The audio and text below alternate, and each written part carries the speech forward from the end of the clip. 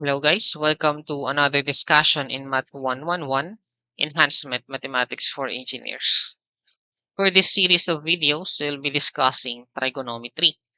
And when we say trigonometry, it actually has two main branches, namely the plane trigonometry and the spherical trigonometry.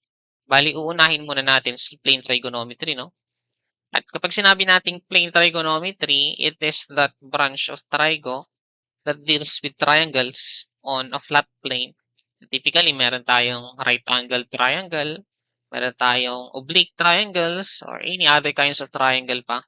Basta nasa 2D plane. Ibig sabihin, two-dimensional lang yung pinag-uusapan natin. So yun si plane trigonometry. Unlike kay spherical trigonometry later on, na nakufocus naman sa triangles drawn on the surface of a sphere. Kaya din siya tinawag na spherical kasi triangle siya on a spherical plane. So bago tayo mag-proceed sa mga formulas, other concepts, so punta muna tayo kay history of trigonometry.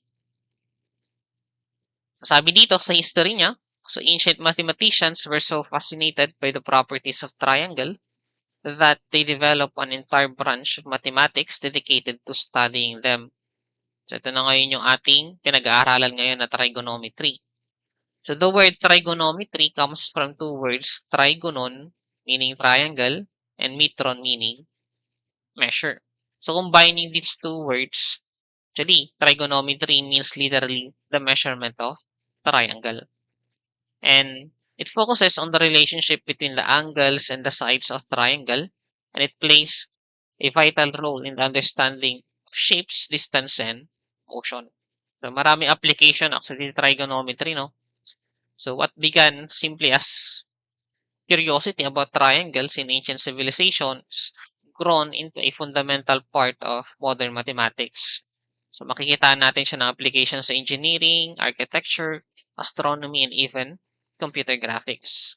So dito na lang siguro kay engineering since nasa engineering naman tayo.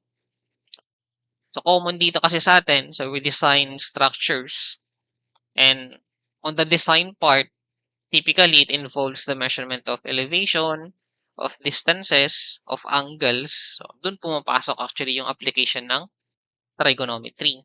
Even sa mga forces, mga loads sa ating mga structures, so minsan kasi nakaslope sila.